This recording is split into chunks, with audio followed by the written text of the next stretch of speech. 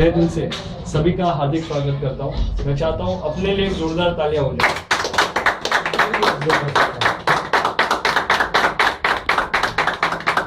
दोस्तों, आज वाकई में बहुत ही एक खुशी का मौका है, क्योंकि कंपनी सैमी डायरेक्ट ये अपने आप में बहुत बड़ी वर्ल्ड वाइड कंपनी है। लेकिन उसके अंतर्गत जो ये मॉलिक्यूल पैथी का जो जन्म हुआ है डॉक्टर जयेश पटेल के अंतर्गत, बहुत अरसे से हम लोग इस ऑफिस की इनॉग्रेशन का इंतजार कर रहे थे और आज असल में आज वो दिन आ ही गया। और उस ऑफिस में आप बहुत ही भाग्यशाली हो कि आने वाले समय में आप इतिहास गवाह रहेगा कि इसी ऑफिस से बहुत सारे लोग इसी ऑफिस का यूटिलाइजेशन करके लोग करोड़पति जाने वाले, लखपति जाने वाले। ये मैं दावे के साथ कह रहा हूँ और आप इस बात के हमेशा इतिहास ही रहोगे। लेकिन उसकी शुरुआत जो है, वो जो होने वाला है, उसकी शुरुआत कहाँ से हो रही है? हाथ से हो रही है और आपसे हो रही है। क्योंकि देखो, चांद पे पहले कौन गया था? आज चांद पे बहुत सारे लोग गए हो, बराबर, कुछ लोगों ने, साइंटिस्ट लोगों ने, लेकिन पहला इंसान वो पहला इंसान है। वैसे doctor Jayesh Patel chairman achiever है कंपनी के, उसमें पहला इंसान तो पहला इंसान है। वैसे ही इस सैमी डायरेक्ट के अंतर्गत जो मॉलिक्यूल पैथी का जो इनोग्रेशन हुआ, ओपनिंग हुआ, उसमें जो पहला इंसान यहाँ पे प्लान दिख रहा है वो पहला इंसान ही है, बराबर है। तो दोस्तों, ये क्या है प्लान, ये कंपनी का है बेसिकली, उसको हम जान भी लेते और ये किस तरह से हमारी जिंदगी में हेल्थ और इनकम को लेके हमारी जिंदगी बदल सकती है, उसकी जानकारी देने के लिए मैं वैसी जबरदस्त व्यक्ति, इस व्यक्ति को सुनने के लिए मैं खुद हमेशा आतुर रहता हूँ। और वो व्यक्ति अगर शायद मेरी जिंदगी में नहीं होती तो वाकई में आज भी मैं इस इंडस्ट्री से बाहर चला गया होता। नेटवर्क मार्केटिंग क्या है, उनके माध्यम से मैंने जान के लिया और धीरे धीरे सीखते सीखते उनकी कदमों कदम चलते चलते आज मैं इस मुकाम पर खड़ा हूँ कि आज अगर मुझे भी कुछ पर्सनल चीज में भी अगर मुझे बात करनी है तो मैं उनको पूछता हूँ तो मुझे सॉल्यूशन मिल जाता है। और आज वो मुझे मेरे केयरटेकर है, तो मैं बहुत ही खुशनसीब हूँ कि मुझे इस तरह के अपलाइन और मुझे इस तरह के स्पॉन्सर मिले। मैं चाहता हूँ कि वो स्वयं आए और उनको प्लान दिखाने के पहले मैं ज़रा सबसे रिक्वेस्ट करूँगा कि अपने मोबाइल है कृपया उसको साइलेंट कर दे। अगर कोई गेस्ट आने वाला है तो बाहर जाके उसको पिकअप कर सकते हैं। तो दोस्तों, हम उन व्यक्ति को यहाँ पे बुलाना चाहते हैं जिनका आज दहाड़ू, उरण, अलीबाग, मुंबई में तो बहुत सारे स्टेशन, बहुत सारे ये और कई अलग अलग स्टेशन स्टेट में उनका काम चल रहा है और उनको सुनने के लिए लोग लालायत रहते हैं। आज डॉक्टर जयेश पटेल के साथ अगर कंपैरिजन करने जाए तो सेकंड नंबर उनका आता है प्लान प्रेजेंटेशन में। अब बहुत ही भाग्यशाली हो कि उनको सुनने जा रहे हो, तो हम उनको यहाँ पे बुलाते हैं। एक जोरदार तालियों से बुलाएंगे माननीय श्री भूषण दमनकर साहब का, प्लीज।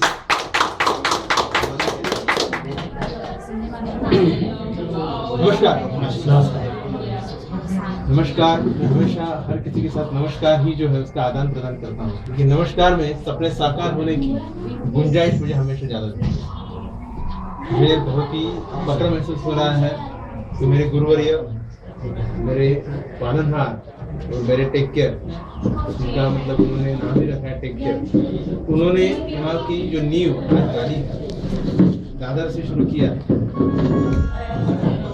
दादर से शुरू करके पूरी हिंदुस्तान को, पूरी दुनिया को एक अलग मिसाल कायम करेंगे, एक न्योता दिया है। और उसकी शुरुआत कहीं ना कहीं आज हम करने जा रहे हैं। क्योंकि हम अगर करने जा रहे हैं, इसके लिए मैं क्यों कह रहा हूँ, क्योंकि आज पहला प्रेजेंटेशन, जैसे मारू साहब ने कहा, पहला प्रेजेंटेशन टेक केयर में, दादर के पहले टेक केयर में, हिंदुस्तान के पहले टेक केयर में पहला प्रेजेंटेशन, उसका मौका मुझे अता फरमाया गया है। तो मैं अपने आप को पहले तो भाग्यशाली समझूंगा और मैं मेरे गुरुवर्य डॉक्टर जयेश पटेल के लिए जोरदार आपको बता दूं कि सच में मैं गुजराती में कहिए कि मारू दू कायम लागे છે કે મારું ગ્રુપ છે। ये संजय मानसर का ही ग्रुप है जहाँ से हम शुरुआत कर रहे हैं। तो बहुत बढ़िया है कि संजय मानसर के ग्रुप से हम पहली शुरुआत कर रहे हैं और यहाँ से हम देखेंगे कि पूरी हिंदुस्तान में, पूरी दुनिया में ये जो टेक केयर का नारा है, मॉलिक्यूलोपैथी का नई मिसाल जो हम कायम करने जा रहे हैं, उसमें हम कैसे एक एक एक करके सबको जो है इसमें शामिल करेंगे। लेकिन क्या है ये नारा? और इस गूंज जो ये जो उठी है उसके पीछे की धरोहर क्या है। शुरुआत में फिर से मैं कहना चाहूंगा, कई घटनाएं घटती है जिंदगी में, लेकिन वो घटना हर किसी के लिए इतनी ज्यादा जो है वो प्रेरित करने के लिए या प्रेरणा स्वरूप नहीं होती। लेकिन बताऊं मैं कि जो युग प्रवर्तक युग पुरुष होते हैं, उनके जिंदगी में कोई भी घटना घटती है तो वो घटना जो है वो अपने एकदम दिल पे ले लेते हैं और पूरे युग को एक नया परिवर्तन लाके खड़ा कर देते हैं। जैसे कि मैं बताना चाहूंगा आपको कि स्वामी विवेकानंद जी है या बाबा साहेब अम्बेडकर है, ऐसे कई सारे युग पुरुष जो है आगे चले गए। और आप देख रहे हो कि अभी 150वीं जो ये चल रही है स्वामी विवेकानंद जी की, तो उनकी भी जिंदगी में कुछ घटना घटी थी। अगर आप कहेंगे बाबा साहेब अम्बेडकर, तो उनकी भी जिंदगी में कुछ घटना घटी थी, बराबर। लेकिन ये जो युग प्रवर्तक लोग होते हैं, जो सदियों तक उनको पूरी दुनिया याद रखती है, तो ऐसे युग प्रवर्तक आने के लिए ऐसी कौन सी घटना घटती है जो हमारे प्राय हर रोज की जिंदगी में घटती नहीं, हम उसको उतना ज्यादा फोकस होकर ध्यान नहीं देते। ऐसे ही एक जबरदस्त हस्ती के बारे में आपके सामने में रखने वाला हूँ कि ये मॉलिक्यूलर है, ये जो दुनिया के सामने एक नया आयाम जो ला के खड़ा कर दिया है, उसके पीछे से कौन सी घटना घटी है। देखिए आप यहाँ पर लिखा है रॉब मैथेरी ने कि many people spend their health gaining wealth and then have to spend their wealth to again their health. मतलब पूरी जिंदगी भर हम जो मेहनत मशक्कत करते हैं और पूरी जो होड़ लगाते हैं पैसा कमाने के लिए, और वही पैसा फिर वो जिंदगी जब बीमार हो जाती है, पूरी एक काया जो है तो बीमारी से जूझना शुरू कर देती है, तो उसी में हम क्या कर देते हैं, वही पैसा फिर लगा देते हैं। तो फिर पूरी जिंदगी भर जिसके लिए हम भागे तो पैसा तो मिला, लेकिन हेल्थ तो चली गई, तो रहा क्या। इसलिए हमारे डॉक्टर जयेश पटेल हमेशा कहते हैं कि जिंदगी में सबसे ज्यादा अगर अहम चीज कोई है तो वो है अपनी हेल्थ। दूसरी अगर कोई अहम चीज हमारी जिंदगी में है जिसको हम प्राधान्य देना चाहिए तो वो है हमारी फैमिली। और तीसरी अगर चीज उसके बाद में अगर कोई आती है तो वो है पैसा, है ना। वो कैसे, तो हम धीरे धीरे देखेंगे कि डॉक्टर जयेश पटेल सर ये जो कहते हैं उसके पीछे कितना गहरा राज तथ्य छिपा हुआ है। चलो देखते हैं आगे कि यहाँ पर जैसे मैंने कहा कि घटना घटी और उस घटना की वजह से कुछ लोग जो है जिंदगी में न जाने जीते चले जा रहे थे, उनको पता ही नहीं था। जैसे कि मैं आपको कहूंगा सबसे ज्यादा रैशनल कंट्री, मतलब जो हमेशा हर चीज को जो है एकदम से गहराई तक जाकर सोचता है, वो है अमेरिका। अमेरिका के बारे में कहा जाता है कि दुनिया में ऐसा एक देश है जो साइंस के प्रति ज्यादा संजीदा है, साइंस के प्रति बहुत ज्यादा वो हमेशा फोकस रहता है। तो साइंस में जैसे जैसे अमेरिका आगे चलते चला जा रहा था और मेडिकल साइंस भी जो है उतने ही मतलब परचम लहरा रहा था, उनको पता चला कि कहीं ना कहीं साइंस भी जो है काफी तेजी से जा रहा है, मेडिकल साइंस भी जो है काफी तेजी से जा रहा है। लेकिन लेकिन लेकिन एक ऐसी समस्या उनके सामने नजर आने लगी, वो ये थी कि अगर साइंस आगे जा रहा है, मतलब मेडिकल साइंस आगे जा रहा है, तो मैं आप ही से पूछना चाहूंगा तो बीमारियां कम होनी चाहिए या बढ़नी चाहिए? तो यही सवाल, ये मुद्दा जब उनके पार्लियामेंट में उपस्थित हुआ तो सिर्फ वो मुद्दा नहीं रहा, क्योंकि यहाँ भारतवर्ष में देखा जाए यहाँ पे मुद्दे जो है पार्लियामेंट में उपस्थित होते हैं और मुद्दे के साथ मुद्दे ही चलते हैं, बाकी कुछ चलता नहीं। लेकिन वहाँ अमेरिका में ऐसा नहीं है, वो हमेशा अमेरिका वासियों के लिए और अमेरिका के बारे में सोचते हैं। उन्होंने इसके ऊपर मद्देनजर रखते हुए एक कमिटी जो है वो बनाई, उस कमिटी का जो हेड था वो था doctor Linus Pauling. Doctor Linus Pauling एक ऐसी हस्ती साइंटिस्ट थे जिनको एक बार नहीं दो बार नोबेल पारितोषिक से नवाजा गया। तो उनको जब कमेटी बना के सारा सर्वे करने के लिए जब उन्होंने पूरी होड़ लगा दी और जब उन्होंने सर्वे जो है पार्लियामेंट के सामने रखा और उसका आर्टिकल एक न्यूज़पेपर में आया है, जैसे कि आज ही सुबह में एक न्यूज़पेपर में आर्टिकल आया है और मैंने कई लोगों को पढ़ने के लिए वो बोला है। तो ऐसे देखिए वो आर्टिकल में लिखा क्या, उस आर्टिकल में लिखा था कि human body is made up of 60 trillion cells. हमारा जो इंसानी कलपुर्जा है ये 60 खरब सेल से भी ज्यादा सेल से बना हुआ है। वो इसकी आपूर्ति जो है वो अगर सही मात्रा में हो, उसकी जो बेसिक नीड है, मतलब जो ज़रूरतें हैं वो पूरी हो, तो 120 साल से भी ज़्यादा जी सकता है। हमारे डॉक्टर जय पटेल सर इसलिए हमेशा पूछते हैं कि कितने लोग यहाँ बैठे हैं जो 120 साल से भी ज़्यादा जीना चाहते हैं। तो कई सारे लोग हाथ भी खड़े करते हैं क्योंकि उनको जो है इससे भी ज़्यादा जीना होता है। क्यों? क्योंकि अगर हम इसका राज जान लेंगे तो ये एकदम से आसान से हो गया। कैसे? चलो देखते हैं। उन्होंने कहा ये बेसिक जो जरूरत है वो क्या है, इस सेल की, जो कोशिका हम जिसको कहते हैं, ये पूरी बॉडी जो है वो 60 ट्रिलियन सेल से बनी हुई है। इस कोशिकाओं की जो सबसे बेसिक नीड क्या है, मूलभूत जिसको हम कहते हैं कि गरज, उसमें से पहली है वो है क्लीन एनवायरनमेंट। मतलब अगर कहेंगे तो ये जो आबो हवा है, उसमें जो हवा है वो हवा कैसी होनी चाहिए। अगर देखा जाए तो इस भूतल के ऊपर हम जो प्राणी मात्र जी रहे हैं, तो उस प्राणी मात्रों को जीने के पीछे सबसे बड़ा अगर कोई हवा का और कोई पार्ट है तो वो है ऑक्सीजन, बराबर, जिसको हम प्राणवायु कहते हैं। लेकिन इस प्राणवायु की मात्रा जो है वो 21.9% होनी चाहिए।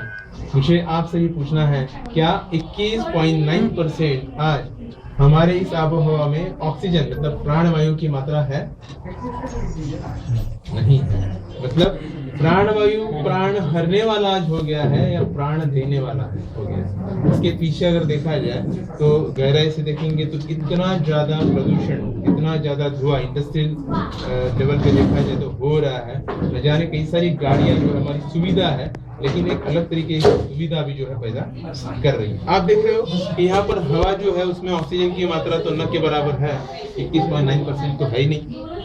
तो ये हमारा जो है वो ज्यादा प्रदूषित पूरा एनवायरनमेंट हो चुका है। अब दूसरा उन्होंने जो कहा है वो है नेचुरल मिनरल वाटर। चलिए इसका अगर खूब नाम अगर साइंस में दिया है H2O। अभी इस H2O के बारे में अगर कहा जाए तो इस H2O मतलब पानी जो है तो शुद्ध सफा होना चाहिए। अब जब मैं बचपन में पढ़ा करता था तो उसकी स्कूलों किताबों में पढ़ाया जाता था कि जो सफा दिखने वाला पानी शुद्ध नहीं होता है ना। मतलब शुद्धता की मात्रा अगर गिनी जाए तो कैसे? आज अगर देखा जाए तो हम पैकेज वाटर को बहुत ज्यादा इस्तेमाल करते हैं, लेकिन क्या पैकेज वाटर भी शुद्धता की मात्रा में खरा उतरता है?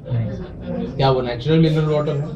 यहाँ तक कि बता दूं कि जिस पाइपलाइन से पानी हमारे घर में आता है वो पाइपलाइन जिसको हम जीवन वाहिनी कहते हैं, है ना, उस जीवन वाहिनी से ये म्युनिसिपालिटी जो है पानी हमारे घर पर भेजता है।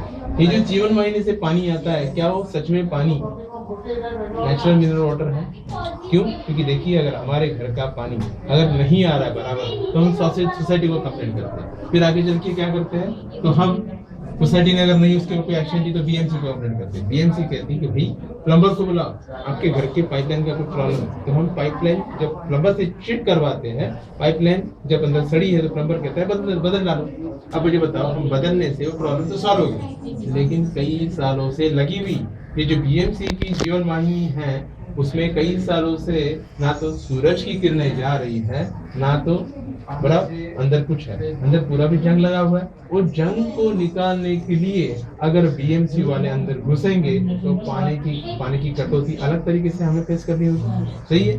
अब ये पानी जिस जीवन वाहिनी से आ रहा है न जाने कहाँ से गुजरता है, तो पानी कैसा है, तो उसकी शुद्धता की मात्रा हमें कुछ तकलीफ ना हो उसके लिए इसमें क्या डाला गया है? क्लोरीन। भाई ये क्लोरीनेटेड वाटर है, क्या हमारे शरीर के लिए नेचुरल मिनरल वाटर है? इसलिए हम जब गांव जाते हैं तो 2 रोटियां अच्छी खा लेते हैं ज्यादा, और यहाँ पे 2 रोटी खाने से भी कब्ज हो जाता है। सही है गलत? अब देखिए तो हम हवा और पानी के बारे में कुछ नहीं कर पा रहे हैं जो हमारे लिए कोई और साबित। अब देखिए कि उन्होंने तीसरी बात कही वो है फूड। लेकिन फूड के बारे में मैं कहना चाहूंगा, ये अन्न के बारे में न जाने कई सारी मान्यताएं अलग अलग प्रदेशों में बसी हुई है, लेकिन उसके बावजूद यहाँ पर डॉक्टर लाइनस पॉलिन ने कहा कि हमारे कोशिकाओं की मतलब हमारे सेल की सबसे ज्यादा अगर आवश्यकता है तो है 46 एसेंशियल न्यूट्रिशन मतलब पोषक तत्व। क्या हम जो कुछ भी खा रहे हैं उसमें 46 पोषक तत्व हमें मिल रहे हैं? देखिए कि जैसे कुछ लोग नॉन वेजिटेरियन होते हैं, कुछ लोग वेजिटेरियन होते हैं और कुछ लोग तो फल ही खाते हैं, है ना। अब नॉन वेजिटेरियन जो है तो संडे का दिन है और कई सारे लोगों के घर में आज मुर्गी पकाई तो अब ये मुर्गी जो पकाते हैं तो ज्यादातर ब्रॉयलर मुर्गी होती है। अब इस ब्रॉयलर मुर्गी को बड़ा हम अगर लाते हैं तो क्या उसकी हड्डियां चबा के खाते हैं? क्यों? क्योंकि उसमें इंजेक्शन दिया हुआ है। वो इंजेक्शन इस तरह से अंदर चला गया है तो उसका मांस जो है बहुत बढ़िया लगता है, लोग चाव से खाते हैं, हड्डी चबाते नहीं, जिनको मालूम है। क्यों? क्योंकि उसमें अलग तरीके का इंजेक्शन दिया गया है। अब अंडे के बारे में कहा जाए या अगर हम बाकी सारे मांस के बारे में कहा जाए तो भी देखिए, और उसके बावजूद अगर कुछ लोग कहते हैं कि हम सिर्फ और सिर्फ मच्छी खाते हैं, फिश, लेकिन फिश जिस समंदर में पाया जाता है उस समंदर का आज हमने क्या कर दिया है, नदी नालियों का नाला ही बना दिया है।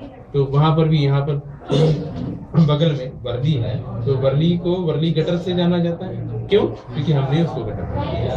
तो ये गटर में पूरा समुद्र का गटर बनाते हुए इस मच्छियों का हमने क्या कर दिया? अब बताइए मुझे, तो क्या ये भी हमें शुद्ध पोषक तत्व दे रहा है? अगर नहीं तो फिर अगर हम कहेंगे इसीलिए मैं जो हूँ वेजिटेरियन हूँ, अगर वेजिटेरियन है और सिर्फ पत्ते की सब्जी हम खा रहे हैं, तो पत्ते की हरी सब्जियाँ आज मुंबई में कहाँ उसकी बुआई करते हैं? रेलवे के दोनों तरफ। अब रेलवे के दोनों तरफ उसकी बुआई होती है, उसमें पानी जो है जो दिया जाता है वो कौन सा पानी दिया जाता है? जमीनी पे बहने वाला गटर का। गटर का पानी अगर उसको दिया जाए तो वो गटर में जिसकी बुआई होती है वो सब्जी हमारे लिए क्या है? फिर यहाँ पर ये सोचना होगा कि खाए क्या? तो मुझे बताइए कि आपके घर में ऐसा कौन सा दिन था जब आपके घर में आपने टमाटर सब्जी में या किसी चीज में नहीं डाला? अगर टमाटर डाला था तो कृषि विज्ञानी कहते हैं कि टमाटर को अगर बोया जाए और उसको बाद में टमाटर आने के बाद उसको लिया जाए तो दूसरा टमाटर 15 दिन बाद आता है। तो हमने तो हर दिन टमाटर खाते हैं, तो ये टमाटर आया तो इसका मतलब वो संकरीकरण, मतलब हाइब्रिडाइजेशन से आया हुआ वो ये जो खाद डाला गया, संकरित वो जो पौधा है उसको न जाने कैसे दवाई छिड़की गई है। इसीलिए कुछ डॉक्टर कहते हैं कि टमाटर के बीजों को निकाल कर खाया जाए। क्यों? क्योंकि वो किडनी को अफेक्ट करते हैं। तो फिर खाए तो खाए क्या? खाए तो खाए क्या? अब फल-फलादी सब्जियां सारी जो है इससे प्रभावित हो चुकी है। तो बताइए कि फल के बारे में कहा जाए, 1 एप्पल अ डे किस डॉक्टर हो? जैसे एक सेब अगर हम खाएंगे हर दिन तो हमारे से डॉक्टर परे रहेगा, लेकिन आज का सेब हमें जिंदगी सेव करने के लिए है क्या? देखिए, जो सेब पहले मिलता था, रात तो सेब बहुत अच्छी तरह से हमें आज फल वाले के पास जाकर मिलता है, लेकिन उस सेब को काटेंगे तो क्या मिलता है? अब देखिए कि पपीता भी मेरी माँ बहुत ज्यादा पसंद करती थी। जब भी वो गांव में लाके उसको काटती थी, मैं भी उसके साथ छोटा सा, जैसे यहाँ पे बच्चा प्रियांशु है, तो मैं क्या करता उसके बीजों के साथ खेला और बड़े चाव से पपीता खा लेता। आज भी मेरी वाइफ जो है, जो टीचर है, वो खुद पपीता लाती है और मेरी बच्ची के साथ काटती है, दोनों चाव से खाते हैं। जैसे काटती है मैं सत्ते में आ जाता हूँ कि इस पपीते का कलर ऑरेंज कलर का कब से हो। तो मुझे बताइए कि ये फल, तो ऐसे रिसर्च ने कहा है कि फल ज्यादा खाने वाले लोगों को ज्यादा बीमारी, मतलब कैंसर तक होता है, क्योंकि उसमें सबसे ज्यादा दवाई छिड़की जाती है। अभी ठंडी का मौसम है, नासिक के अंगूर हमारे हर किसी के घर में आ रहे हैं। अंगूर वाले से अंगूर और खट्टा है या मीठा है, इसके फिराक में अगर हमने 1 नहीं 2 नहीं 4-5 ऐसे ही वहां पे खा लिए बगैर धोए, तो होता क्या है? तुरंत गला पकड़ लेता है। क्यों? क्योंकि अंगूर, जब अंगूरों के बागों में उसको उगाया जाता है तो उसको एक केमिकल के बकेट में हर रोज क्या किया जाता है? डुबोया जाता है ताकि उसको कीड़े जो है न खाए। अब बताइए मुझे, इतना केमिकल अगर फलों में है तो हम, इसीलिए एक ऐड आती है कि हम खाने को खा रहे हैं या खाना हमको खा रहा है। मतलब जहर, पटेल सर कहते हैं कि मुंह के द्वारा जाने वाला हर चीज आज की तारीख में क्या है? जहर है। अब बताइए मुझे, 46 पोषक तत्व फिर कहाँ रहे? तो क्या यहाँ पे मान्यताओं में हम जाएंगे? जैसे कि मैं हमेशा एक एग्जांपल देता हूँ कि कोई जैन के सामने अगर नॉन वेजिटेरियन बैठे और वो मच्छी में से झींगा उठा के खाए तो जैन क्या करेगा? अपना मुंह चढ़ा लेगा। लेकिन मुझे बताइए, अगर चाइना में मेज के ऊपर रखा हुआ, मेज छोड़कर बाकी सब खा लेते हैं, तो वहाँ पे अगर किसी ने कॉकरोच उठा के खाया तो हम कैसे नजर से देखेंगे? हमें तो मुंह चढ़ा लेंगे। लेकिन मुझे बताइए कि क्या खाना क्या नहीं खाना, इसके बारे में सोचते समय क्या हम 46 पोषक तत्वों के बारे में कभी सोचते हैं? जैसे कि रिचर्ड बेरी नाम का एक जो बहुत बड़ा व्यक्ति है, आजकल डिस्कवरी चैनल में आता है, तो मैन वर्सेस वाइल्ड में जब भी वो जंगल में कहीं भटक जाता है, तो जंगल में भटकने के बाद जब कुछ खाना नहीं मिलता तो किसी भी चीज को उठा के खा लेता है। तब वो जंगल की किसी कीड़े को खा लेता है, तो कीड़े को खा रहा ऐसे नहीं कहता, मुझे मेरे जिंदगी के लिए फला फला विटामिन की अभी जो है वो आपूर्ति करने के लिए उसको खा रहा हूँ। मतलब उसको पता है कि मुझे कौन सा तत्व जो है अभी लैक कर रहा है वो चाहिए। लेकिन क्या हम ऐसे खाने के मौसम में हमारे कोशिकाओं को जो चाहिए 46 पोषक तत्व दे रहे हैं? क्योंकि हमारा सिर्फ खाना होता है और खाना अच्छा लगा तो सिर्फ गाना ही गाते हैं, और गाना गाते गाते एक दिन ऐसा आ जाता है कि रोना फिर जिंदगी भर। तो चलो देखते हैं कि इन तीनों चीजों को देखने के बाद क्या हमारे दिल में या हमारे दिमाग में ऐसी कोई तरंग आई जिससे हमें एकदम से कोई भौचक्का रहने वाली कोई सी लगती है। लेकिन आपको बता दूं, जैसे कि मैंने कहा, मराठी में कहते हैं विचार पडला, बरोबर, परंतु मैं आपको कहना चाहूंगा, न्यूटन भी जब आइजैक बैठा था पेड़ के नीचे, और पेड़ के नीचे बैठे उसने देखा बाजू से एक फल गिरा, एक फळ पडलं आणि त्याला विचार पडला। आपल्याला विचार पडला का? जो गुरुत्वाकर्षण का नियम उसने जो है वहां से सबकी दुनिया के सामने रखा, और एक बहुत बड़ी एक युग प्रवर्तक घटना हुई।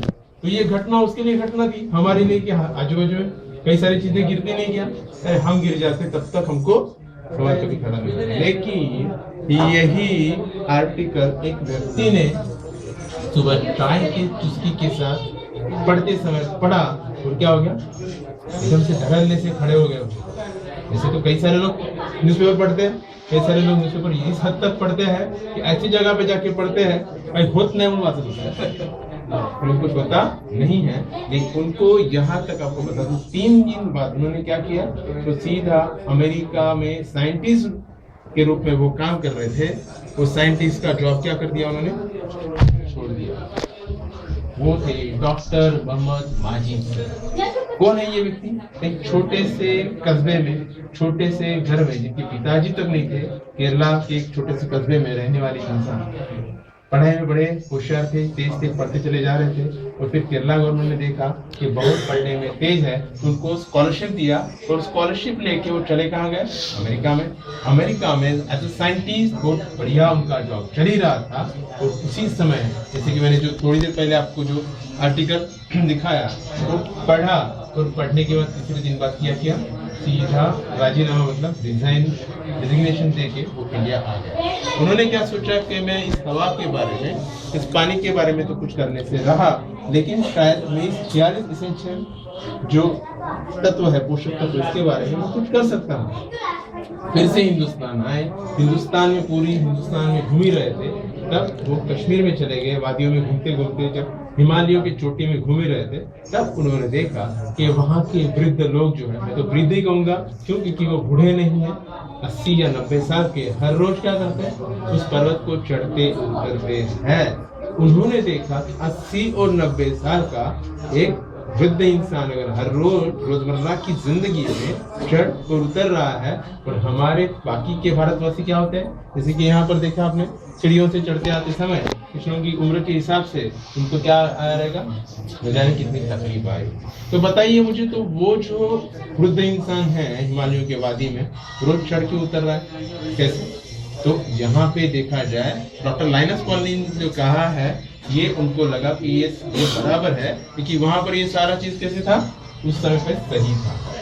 फिर वैसे ही वो जो है पूरे हिंदुस्तान में घूमते चले गए, और हिंदुस्तानी प्रजा को उन्होंने देखा, उनके रहन सहन को उन्होंने जैसे ही उसका पूरा ब्यौरा निकाला, तब पता चला कि कुछ बातें हो रही है। कैसे हो रही है? जैसे देखिए, हम भी क्या कर रहे हैं, हम लोग आए दिन जो है साइंस के प्रति ज्यादा सचेत हो चुके हैं, और हमने भी परिवर्तन के साथ कई सारी चीजों को क्या किया है, आजमा लिया। जैसे कि कई साल पहले ऐसा एक जमाना था कि ट्रिंग ट्रिंग बजने वाला काला सा फोन चल रहा था, लेकिन वही जो सुविधा थी आगे चल के इतनी क्या हो गई, इतनी फास्ट और एडवांस हो गई कि आज मोबाइल इंडस्ट्री बहुत ज्यादा जो है बूम कर चुकी है। आप देखिए कि हर किसी के तकरीबन जेब में मोबाइल, एक की जगह 2 नहीं 3 होते हैं, है ना? अभी देखिए कितने रफ्तार से हमने उसको आजमा लिया है। इसी के साथ, इसी रफ्तार से हमने कंप्यूटर को भी जो है वो अपना लिया। इसी के साथ आपको मुझे सवाल पूछना होगा कि आप बताइए, आप सारे भारतीयवासी हो, इस भारतवासी जो है भारतवासियों की खोज क्या थी?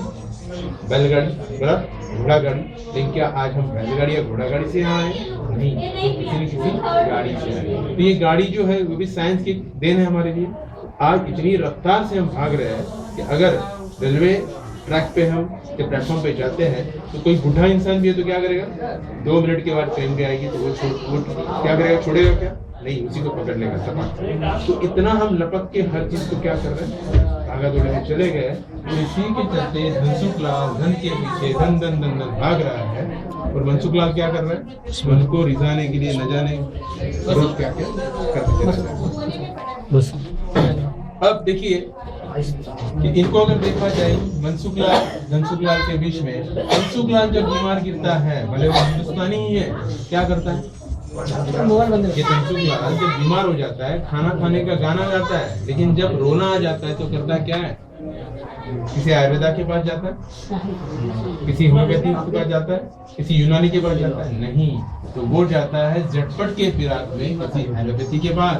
क्यों? क्योंकि एलोपैथी का साइंस, ये साइंस है, क्लिनिकली रिसर्च रिपोर्ट है, उसमें इफेक्ट और साइड इफेक्ट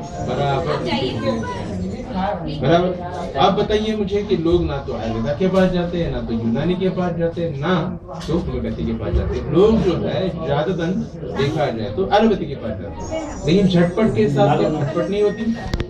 जैसे कि मैंने थोड़ी देर पहले बताया, उसमें पूरा क्लिनिकल रिसर्च रिपोर्ट है, वो साइंस है, इफेक्ट और साइड इफेक्ट बराबर लिखे हुए हैं। कैसे? जैसे ये घुटना अगर दर्द कर रहा है, उसमें अगर सूजन है तो हम कॉम्बिफ्लेम नाम की गोली ले लेते हैं। क्या कॉम्बिफ्लेम नाम की गोली किसी डॉक्टर ने लिखी तक हम लेते हैं क्या? नहीं। आज ही सुबह भारत टाइम्स में आया हुआ है कि इंडियन लोग बगैर प्रिस्क्रिप्शन से जाते हैं मेडिकल में और मेडिकल से गोली उठा के लाते हैं। मेडिकल वाला भी पूछता नहीं कि प्रिस्क्रिप्शन कहाँ है। लेकिन लंदन में, अमेरिका में, हर जगह पे बगैर प्रिस्क्रिप्शन के किसी को दवाई दी नहीं जाती। हम जब कॉम्बिफ्लेम लाते हैं, यहाँ का इंफॉर्मेशन चला जाता है, यहाँ का जो प्लेन पेनिंग है, मतलब सूजन के साथ जो पेनिंग है, कॉम्बी में चला जाता है। पेनिंग कैसे चला जाता है? जो बीटा ब्लॉकर है, वो पेनिंग की जो संवेदना है, वहाँ से ब्रेन टू बॉडी जो पास होता है, उसको क्या कर देता है? ट्रिक कर देता है। तो यहाँ पे पेन हो रहा है, ये हमें पता नहीं चलता। लेकिन इसी के साथ क्या होता है? कॉम्बी फ्लेम मतलब यहाँ पे जलन होनी शुरू हो जाती है। तो हम क्या करते हैं? उस जलन को अगर आयोडीन निकाल के एसिड डॉक्टर को पता है, तो वो कॉम्बिफ्लेम देते समय इस तरह की जो भी दवाइयाँ है, जो ज्यादा इन्फ्लेमेटरी है, उसमें इन्फ्लेमेशन तो होता है, तो क्या करते हैं? रेनाटिनिन एक लक्षण को दबाया, दूसरे लक्षण को दबाया, तीसरा लक्षण है। अब बताइए मुझे, तो फिर क्यों हम आयुर्वेदा के पास नहीं जाते? तो आयुर्वेदा जो है बहुत ही स्लो इफेक्ट है, साइड इफेक्ट नहीं है।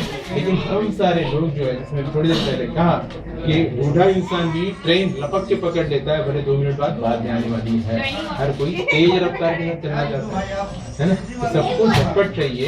इसीलिए देखिए, मैं आपको बताना चाहूंगा कि आयुर्वेदा की कई सारी चीजें तो हमारे रोजमर्रा की जिंदगी में भी है। इसलिए पूछना चाहूंगा यहाँ पर ऐसे कितने लोग हैं जो भारतीय व्यंजनों को ही खाते हैं?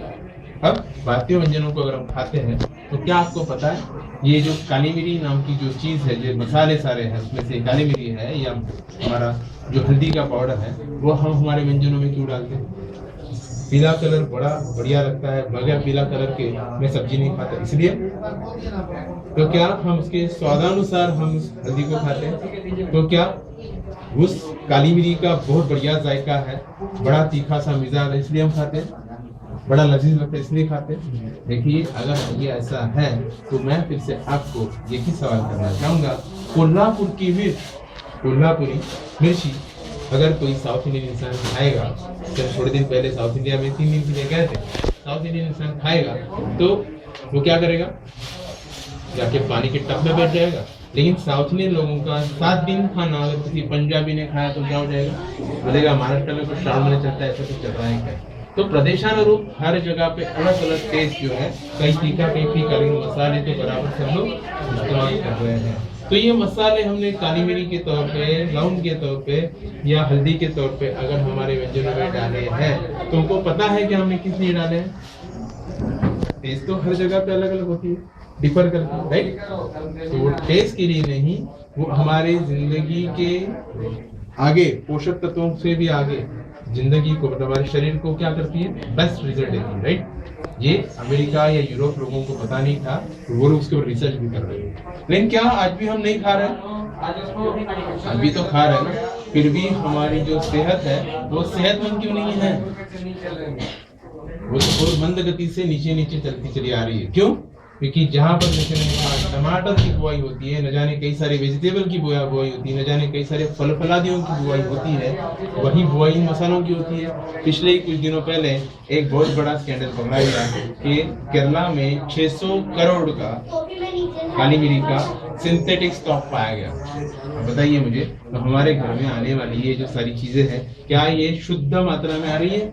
ये नहीं आ रही है, इसलिए हमारा जीवन भी क्या हो रहा है, वो रोगों के प्रादुर्भाव से जूझता चला जा रहा है। जैसे कि जब डॉक्टर मोहम्मद सर ने इसके ऊपर सोचा, तो उन्होंने सोचा कि क्यों ना मैं न्यूट्रिशनली अमेरिका में ज्यादा से ज्यादा यहाँ की जो निसर्गदत्त ऐसी चीज है उसको एक्सपोर्ट करूं। तो उन्होंने सोचा आंवला जो है पोषक तत्वों के बारे में कहा जाता है, उसमें न जाने कई सारी चीजें आती हैं। हमारे त्रिफला में 3 फल जिसको कहते हैं, भेड़ा, आंवला और हरड़ा, में आंवला बहुत ज्यादा न्यूट्रिशनली क्या होता है, बहुत इंपॉर्टेंट होता है। लेकिन आंवला जब उन्होंने अमेरिका में एक्सपोर्ट करना चाहा, तब उनको पता चला कि अमेरिका में पाउडर या जूस के तौर पे कोई चीज दे तो तुरंत दे लेते हैं क्या? नहीं, वहाँ पर अगर दूध भी लेना है तो न जाने कई सारे अलग अलग टोन में पाया जाता है, उस पर पक्का लिखा होता है कि इसमें क्या क्या है और कितना है। क्लिनिकल रिसर्च रिपोर्ट के बगैर सिर्फ FDA वहाँ पे नहीं चलता। FDA मतलब क्या? इसमें लिखा है FDA कि भाई ये खाने लायक है, इससे नुकसान नहीं होगा, बस उसके आगे कुछ है क्या? नहीं। तो फिर आंवला अगर भेजेंगे तो वो तो रिजेक्ट करेंगे। क्यों? क्योंकि वो पूछेंगे इसमें कितना कितना कितना है, कितना mg है, तो है दिखाना पड़ेगा। तब उन्होंने जब पूरा सर्वे किया तो उनको पता चला कि आंवला के न जाने कई सारे प्रजातियों में से सिर्फ 2 ही प्रजाति है जिसमें एसेंशियल न्यूट्रिशन है, बाकी। तो उन्होंने सोचा कि फिर अमेरिका तो हर चीज को जो है नाप तोल के लेती है, बगैर क्लिनिकल रिसर्च के आयुर्वेदा तक को खड़ा नहीं करती। वो कहती कि इंडियन नेचुरल साइंस, मतलब उसके आगे कुछ नहीं समझती। तो फिर कैसे किया जाए? फिर उसी बारे में वो सोचते चले गए और ऐसा एक जबरदस्त उन्होंने डिसीजन लिया। आज अगर देखा जाए, सबिंसा कॉर्पोरेशन यूएस 1998 में उन्होंने जब स्थापित किया, और स्थापित करने के बाद वहां पे न जाने ऐसे कई सारे हब में से एक एक करके उन्होंने मॉलिक्यूल्स निकालना शुरू किया। और आज अगर देखा जाए तो पूरी दुनिया में 87% से भी ज्यादा हब्स है जिसमें से उन्होंने मॉलिक्यूल्स निकाले हुए हैं और क्या किया, उसका पेटेंट ले चुके हैं। आज 73 पेटेंट आज सबिंसा सेमी कॉर्पोरेशन के नाम पे पूरी दुनिया में आज क्या है, पूरे दर्ज हो चुके हैं। अब ये पेटेंट जो है वो मैं आपको इतना भी बताना चाहूंगा गर्व के साथ, फख्र के साथ, वो इंडियन पेटेंट्स नहीं है। इंडियन पेटेंट तो एक 5-10 हजार के खर्चे में आ जाते हैं। जैसे कि कुछ लोग आपके यहाँ पे मैं पूछना चाहूंगा, बाइक है आपके पास? बाइक चलाते हैं आप? कार वगैरह? अगर बाइक या कार आप चलाते हो, यहाँ इंडियन लाइसेंस आपके पास है, अगर मान लो कि संभवतः आप कभी भविष्य में चले गए अब्रॉड, अमेरिका, कहीं भी यूरोप में या जापान में या यूएई में कहीं पर भी चले गए, तो क्या आपका इंडियन लाइसेंस वहां पे माना जाएगा? नहीं, वहां पे वहां का लाइसेंस होना चाहिए या तो इंटरनेशनल लाइसेंस होना चाहिए। अगर इंटरनेशनल लाइसेंस है तो आप किसी भी कंट्री में कोई भी गाड़ी चला सकते हो, यहाँ तक कि इंडिया में चला सकते हो। तो इसलिए हमने इंडियन पेटेंट नहीं लिए, हमने कौन से पेटेंट लिए? इंटरनेशनल पेटेंट लिए। पूरी दुनिया में आज क्या हो चुके हैं, पूरे रॉक सॉलिड उसका बहुत बड़ा बेस हो चुका है। तो आपको इतना ही बताना चाहूंगा कि इन्होंने ये करते करते आज वो पूरी दुनिया में फैलते चले गए। और एक ऐसी घटना आपको थोड़ी देर पहले बताऊंगा। यहाँ पर लिखा है stepping out of the brain drain, ये किताब है, अगर हम चाहते तो ये उस तौर पे मिल जाती है। इस किताब में लिखा गया है पेज नंबर 138 में 107 लोग पूरी दुनिया में हैं, उसमें से एक है डॉक्टर माजी, जो अपने वतन से पढ़ने लिखने के लिए अब्रॉड चले गए थे। लेकिन जैसे ही वहां पर सब कुछ बहुत अच्छा हो गया, उसके बाद फिर क्या हो गया, आप देखो यहाँ पर कि फिर वो उन्होंने R&D facility Bangalore, Sami chemicals extract private limited Bangalore, आज बेंगलोर को उन्होंने हेडक्वार्टर बनाया हुआ है। और बेंगलोर से पूरी हिंदुस्तान को नहीं, पूरी दुनिया को आज वो क्या है, पूरा समेट है। यहाँ पर अमेरिका ने उनको कहा कि भी आप जो है हमारे लिए इतने ज्यादा महत्वपूर्ण हो। डॉक्टर लाइनस पॉलिन ने जो सवाल खड़ा किया था उसको और उसको अगर किसी ने राहत पाई है, उसमें से अगर हमने निजात पाई है तो आपकी वजह से, और कोई फार्मूला हमने ईजाद किया है तो आपकी वजह से। तो आप तो हमारे लिए शान हो, आप हमारे लिए भूषण हो, तो क्यों ना आप यही हमारे साथ बढ़ जाते हो। तो उन्होंने कहा नहीं, मैं भारतीय मूलवंशी हूँ और मुझे भारत के बारे में बहुत ज्यादा प्रेम है और मैं भारत से ही काम करना चाहूंगा।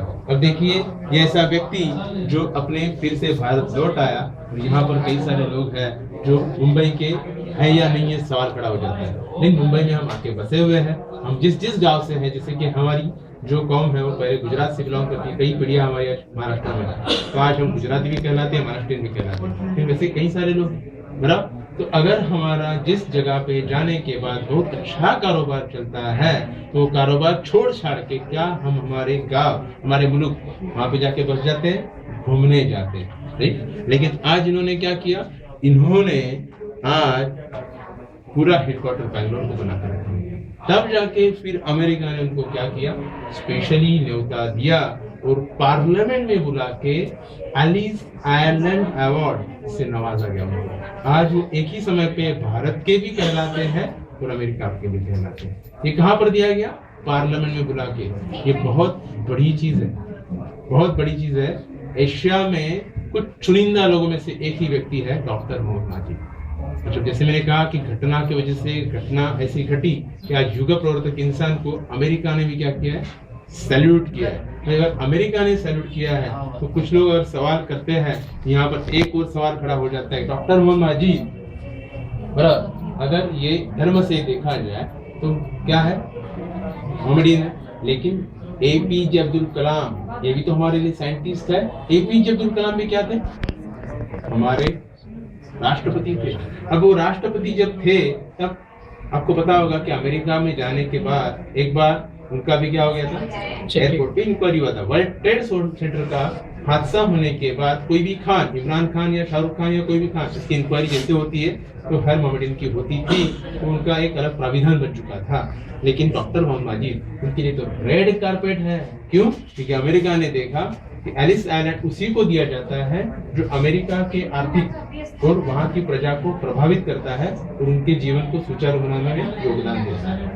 अब बताइए, अगर ऐसी व्यक्ति है तो हमें उनके बारे में क्या सोचना चाहिए। एक साइंटिस्ट हमेशा मनुष्य को, मनुष्य प्रजाति को उसकी जिंदगी सुचारू बनाने के लिए कार्य करता है, तो उसका कोई धर्म, उसका कोई देश होता है नहीं। डॉक्टर मोहम्मद नाजिब सर क्या है, एक युग प्रवर्तक है। चलो देखते हैं इन युग प्रवर्तक ने क्या किया। ऐसे कई सारे कारोबार बढ़ाते चले गए। उन्होंने काली मिरी में से वो मॉलिक्यूल निकाला कि काली मिरी में से ऐसा कौन सा बायो एनहांसर तत्व है, हमको पता नहीं था। हम चिकन में, मटन में न जाने डालते हैं, हमें पचता है नहीं पचता है, पचाने का काम करने वाला बायो एनहांसर उन्होंने निकाला, जिसको नाम दिया बायोपेरिन अपने स्टाइल में, और उसका पेटेंट ले चुके।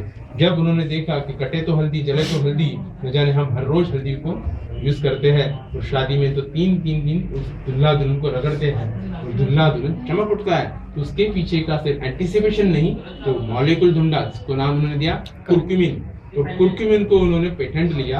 आज दुनिया में उसका नंबर 1 पे, मतलब 98% से भी ज्यादा जिसके ऊपर रिसर्च हुआ है वो है कुर्क्यूमिन। आज कुर्क्यूमिन की वजह से आज पूरी दुनिया में वो अलग तरीके से जाने जाएंगे। जैसे राइट ब्रदर जब भी विमान की नाम लिख लेगा तो भले हम अंतरिक्ष में भी चले जाएंगे, फिर भी विमान का खोज किसने किया, तो राइट ब्रदर्स। गुरुत्वाकर्षण का सबके सामने किसने पूरा ये रखा लॉ, तो वो है न्यूटन, बराबर। गैलीलियो का एक अलग नाम होता है। वैसे ही जब आयुर्वेदा को मेडिकल साइंस में एलोपैथी के स्टाइल में फिर से रिडिफाइन करके प्रूव करने वाली कोई हस्ती अगर है, ये युग तक चलते एक ही नाम तो याद आएगा, वो है डॉक्टर मोहम्मद नाजिब। जोरदार तालियां उनकी। तो ऐसी ये हस्ती आगे आगे आगे आगे बढ़ती चली जा रही है। आप देख रहे हो कि यहाँ पे उन्होंने ऐसा बड़ा काम किया कि डॉक्टर सैमुअल हैनीमैन, जिन्होंने होम्योपैथी को पूरी दुनिया के लिए रखा, लेकिन जैसे ही होम्योपैथी उन्होंने दुनिया के सामने रखी तो खुद के पास कुछ रिजर्व नहीं रखा था। लेकिन डॉक्टर मोहम्मद सर ने क्या किया, तो उन्हें पूरा का पूरा ये था कि मुझे जो भी रिसर्च करना है वो पूरा मैं मेरे तरीके से करूंगा। उन्होंने हर्ब की कल्टीवेशन जो है वो भी खुद के ही अंडर ऑब्जर्वेशन कराई। अब यहाँ पर एक बहुत बड़ी घटना हुई कि आसाम गवर्नमेंट कुछ सर्वे कर रहा था कि आसाम के पहाड़ियों में, उस पहाड़ी में कुछ मट्टी पाई जाती है, उस मट्टी में कोई और खेती होने से रही, लेकिन कुछ जड़ी बूटियों की अच्छी वहाँ पे बुआई हो सकती है। इसके लिए उन्होंने कई सारे साइंटिस्ट को न्योता जब दिया, और न्योता देने के बाद सर्वे चल ही रहा था, उनको पता चला कि ऑलरेडी सामी लैब नाम की एक बहुत बड़ी कंपनी जो है वहाँ पे हब का कल्टीवेशन मतलब बुआई कर रही है। तब इस किताब को, ये किताब आसाम गवर्नमेंट की है, और 500 रुपीज अगर हम बीपीपी करते हैं तो हमें हमारे घर पे ये बीपी आ जाता है। इस किताब में यहाँ पर लिखा हुआ है, अगर देखेंगे हम, कि सामी लैब जो है ये पूरी हिंदुस्तान में 40,000 एकड़ में जो है हब की कल्टीवेशन करती है, और आप देखोगे यहाँ पर सारा ब्यौरा दिया हुआ है। तब उन्होंने देखा कि यहाँ पर हम तो कहते हैं कि हमारे भारत के, महाराष्ट्र के कई सारे खेतर जो है, किसान जो है वो आत्महत्या करते हैं लोन लेने के बाद, क्योंकि उनको वो जब प्रकृति के सहारे जब जीते हैं तो पता चलता है कि वो लोन तो भर नहीं पाते। बस आज अगर देखोगे तो सोलापुर में न जाने कई सारी जगह पे आज क्या चल रहा है, अकाल चल रहा है। अब इन्होंने क्या किया, उस हर खेतर को क्या किया, पूरा का पूरा फाइनेंशियली सब जगह पे सपोर्ट किया, और हर का कल्टीवेशन देके सामने मार्केट भी खड़ा खुद ही करके दिया। अब देखिए ये काम गवर्नमेंट नहीं करना चाहिए, मेरे देश ने करना चाहिए, ऐसा उन्होंने सोचा क्या, अमेरिका से जो सीख ली थी वही यहाँ पर अपनाई कि मैंने इस देश के लिए, इस देशवासियों के लिए और भारत के लिए क्या करना चाहिए, बोला नहीं करके दिखाया। तो क्या यह बड़ी चीज नहीं है? यस। ऐसे ही देखिए कई सारी चीजें आगे उन्होंने की, उसमें से सबसे बड़ी बात मैं आपके सामने रखने जा रहा हूँ वो है NaBH। ये सारी बातें मैं क्यों रख रहा हूँ, ये बहुत बहुत बहुत अहम चीजें हैं। ये कितना रॉक सॉलिड ये जो है बेस है, इसमें NaBH ये ऐसी एक उपलब्धि है, जैसे कि मैंने आपको थोड़ी देर पहले कहा, इंटरनेशनल लेवल पे जब ग्लोबलाइजेशन के तौर पे अगर देखा जाए तो ग्लोबलाइजेशन के तौर पे FDA का लाइसेंस इंडिया में चलता है। जैसे कि मैंने आपको कहा बाइक का लाइसेंस यहाँ इंडिया का इंडिया में चलेगा, बाहर नहीं चलेगा, वैसे FDA का लाइसेंस बाहर चलने से रहा।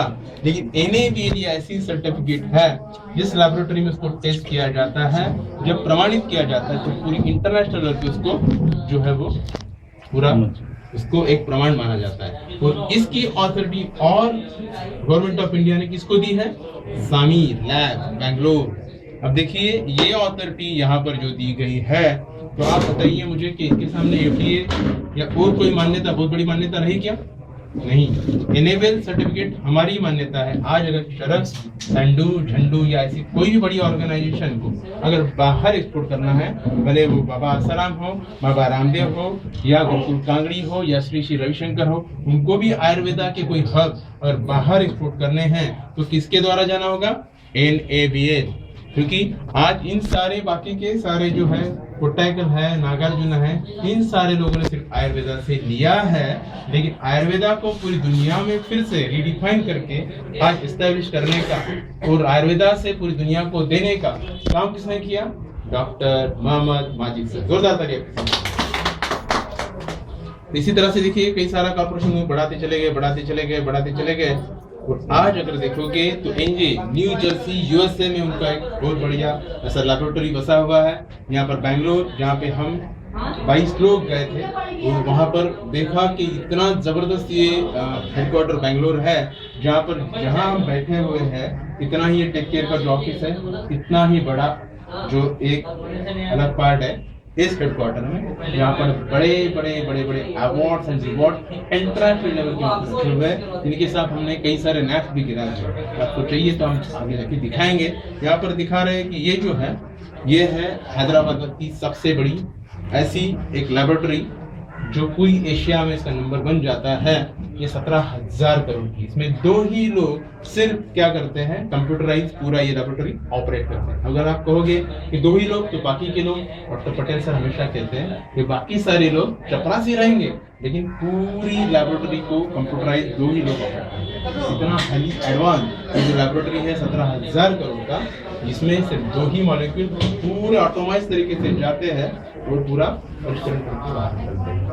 इतना बड़ा उन्होंने रिसर्च एंड डेवलपमेंट की कंपनी आप देख रहे हो, यहाँ पर चट्टा यूएसए की ये ऐसी बहुत बड़ी ऐसी लैबोरेटरी है जो दुनिया की बड़ी 32 कंपनियों को 32 कंपनियों को सप्लाई करती है। यहाँ पर आप देख रहे हो कि नीलामंगला बैंगलोर, यहाँ पर देख रहे हो कुनीगल बैंगलोर, यहाँ पर भी बैंगलोर का कई सारी लैबोरेटरी आज पूरी हिंदुस्तान में बैंगलोर में फैली हुई है। यहाँ पर ये आप देख रहे हो कि कई सारे साइंटिस्ट यहाँ पर काम कर रहे हैं, रिसर्च हमेशा चलते रहता है। आज स्टैंडर्ड हर्बल एक्सट्रैक्ट्स में, न्यूट्रास्यूटिकल्स में, नेचुरल केमिकल्स में, प्रोबायोटिक्स में, स्पाइसेस एक्सट्रैक्ट, जैसे मैंने कहा कि हिंदुस्तानी लोग इस मसालों को क्यों खाते हैं, दुनिया भोचक्के में रही थी, इनको पता चला कि स्पाइसेस में क्या है, न जाने कई सारी ऐसी जो है स्पेशल ऐसे इंग्रेडिएंट्स है जो हमारे जिंदगी को सुचारू करने के लिए आयुर्वेदा को काम करते हैं। Minerals, fine chemical, phytochemicals, oils use in the nutrition. इसमें यहाँ पर जो नेचुरल कॉस्मेटिकल्स है, आपको बताऊं बड़े फक्र के साथ मुझे कहना अच्छा लगेगा कि पूरी दुनिया में नेचुरल कॉस्मेटिकल्स में एक मात्र कंपनी है, वो है सामी।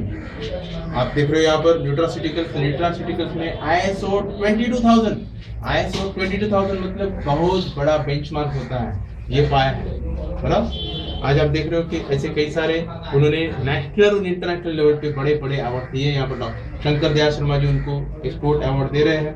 यहाँ पर ये बहुत बड़ा ऐसा एक सीन है, यहाँ पर एलिस एलन अवार्ड जो पार्लियामेंट ऑफ अमेरिका ने उनको न्योता देके नवाजा है एलिस एलन अवार्ड से। यहाँ पर देख रहे हो कि ऐसा बड़ा अवार्ड हमारे फोर्थिन नाम की एक मॉलिक्यूल है जो हमारे पूरे वजन को घटाता है। उस फोर्थिन नाम का कोलिस कौन से निकाला हुआ जो मॉलिक्यूल है, उस मॉलिक्यूल को और कई सारे मॉलिक्यूल को एक बार में 3 बार थॉमस अल्वा एडिसन अवार्ड से नवाजा गया। आपको पता है Thomas Alva Edison award science के जगत में किसको मिलता है? जैसे फिल्मी जगत के बारे में कहा जाए, इस फिल्म नगरी को, बॉलीवुड को अलग अलग अवार्ड्स हमेशा होते रहते हैं। वैसे पूरी दुनिया में हजारों पिक्चर बनने के बाद किसी एक पिक्चर को मिलता है ऑस्कर अवार्ड। हमारा भी पिक्चर जब लगान जब नॉमिनेटेड हुआ था तब उसको मिला नहीं, लेकिन नॉमिनेटेड हुआ था तो फिर भी हमारा जो सीना फक्र से फूलने लगा था।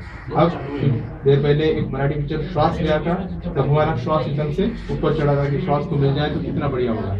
अभी इंडियन पाई नाम का पिक्चर नॉमिनेटेड हुआ है, लेकिन क्या किसी को आज तक ऑस्कर अवार्ड मिला है?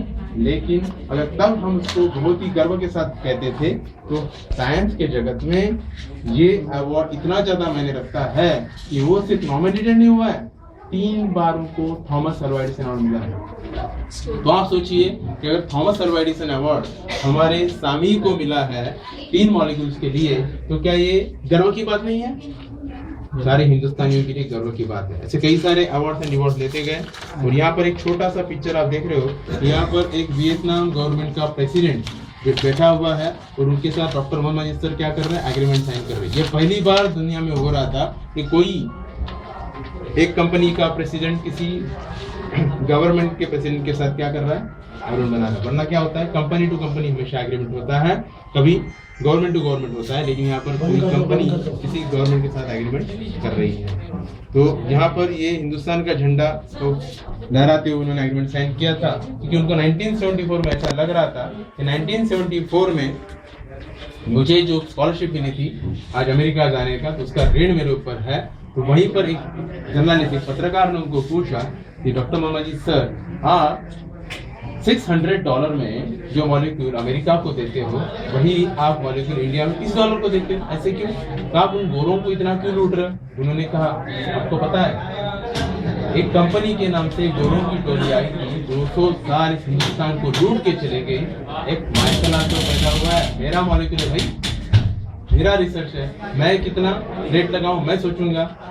उन्होंने अगर 200 साल लूटा है मैं सोचूंगा, तो क्या ये बात बहुत बड़ी नहीं हुई? आप सोचिए इतना काम उन्होंने जो किया है, हर जगह पर देखे। अगर उन्होंने भी हमें लूटने के लिए व्यापार के नाम से आए और लूट के चले गए थे, क्या किया था? व्यापार। अगर हमें भी हिंदुस्तान से बाहर जाना है, उन्होंने किया था व्यापार, हमें क्या करना पड़ेगा? व्यापार। देखिए व्यापार के तौर पे उन्होंने आगे चलते चले गए। महाराष्ट्र गवर्नमेंट का भी बहुत बड़ा अवार्ड उनको मिला है।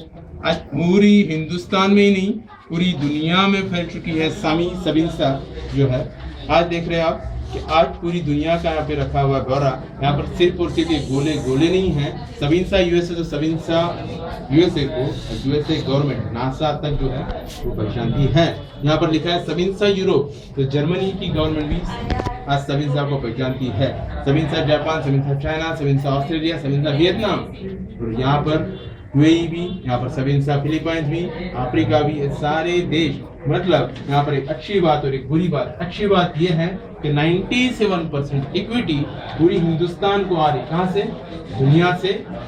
सामी लैब बेंगलोर हेडक्वार्टर में, और पूरी दुनिया में अगर 97% आ रही है इक्विटी, हिंदुस्तान के लोगों को मॉलिक्यूलोपैथी या आयुर्वेदा पता है क्या? 2% भी पता नहीं। तो क्या ये दुख की बात नहीं है? तो यही दुख की बात उनके मन में लगी हुई थी।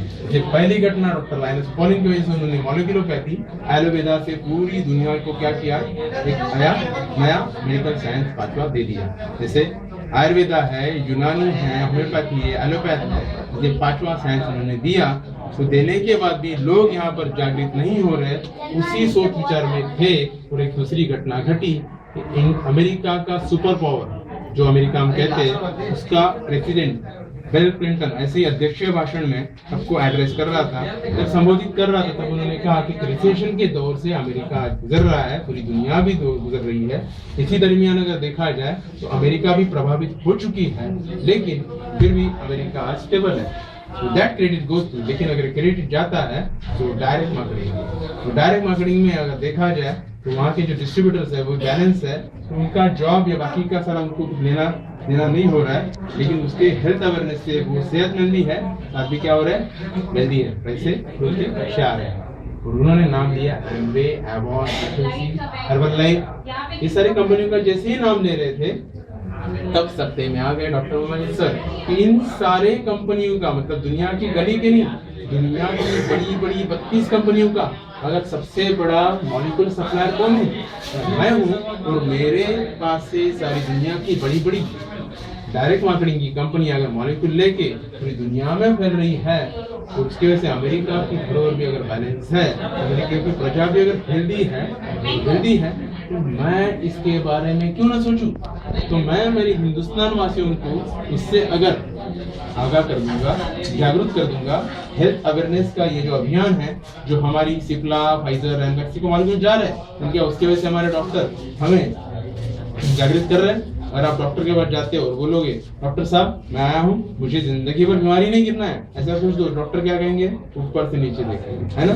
तो सिप्ला, रैमवैक्सी, फाइजर, ये सारी जो है, ये डॉक्टर जो है ये हेल्थ अवेयरनेस का अभियान चला नहीं सकते। तो उनको पता चला कि अभियान कौन चला सकते हैं, डायरेक्ट मार्केटिंग के डिस्ट्रीब्यूटर, प्रमोटर। उन्होंने इसी के चलते पूरी दुनिया के सामने 2 साल पहले एक नया हेल्थ अवेयरनेस का सिस्टर कंसर्न यूनिट बेंगलोर ही हेडक्वार्टर से शुरू किया, ना कि जापान, ना कि ऑस्ट्रेलिया, ना कि यूएसए, वो शुरू किया हिंदुस्तान से।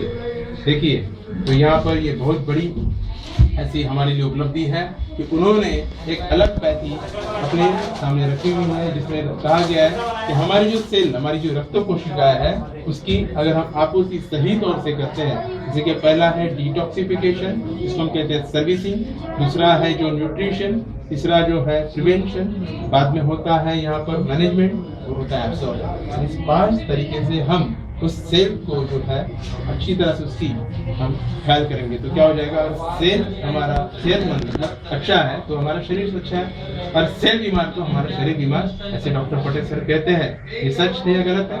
अच्छा, देखते हैं कि हम सेल के बारे में, हमारे रक्त कोशिकाओं के बारे में क्या इतनी ज्यादा अहमियत, इतना ज्यादा हम सोचते हैं। चलो देखते हैं। इन्होंने इसमें एक बड़ा रिसर्च रहेगा कि हमारे सेल जो है उसमें से रूल नंबर 1 को फॉलो किया जाए। डॉक्टर पटेल सर कहते हैं रूल नंबर 1 है फ्री रेडिकल से बचो। फ्री रेडिकल से क्यों बचो? फ्री रेडिकल नाम का दैत्य जब हमारे सेल के मतलब कोशिकाओं के केमिकल में पैदा हो जाता है, तो उसकी आदत क्या होती है, उसका न्यूट्रॉन का जोड़ा जो है वो बेजोड़ जोड़ा बनाने के लिए जहां जहां जाता है वहां से जोड़ा बना लेता है। जैसे कि उस परवरदिगार आलम ने हमें जन्म तो दिया है, जन्म देने के बाद हम शादी कर लेते हैं तो क्या हो जाता है, जोड़ा बन जाता है। वैसे ही वो भी न्यूट्रॉन का और पेयर जो है फ्री रेडिकल नाम का, वो भी अपना जोड़ा बनाने के लिए जाता है। जब आर्टरी में मतलब खून की जो वाहिनियां होती है उसमें उसके सेल वॉल जब चटक जाता है वहां से जोड़ा बना लेता है। ऐसे ही जब चटकते चला जाता है तो उसमें हार्डनेस मतलब क्या आ जाता है, एक अलग कड़ापन आ जाता है।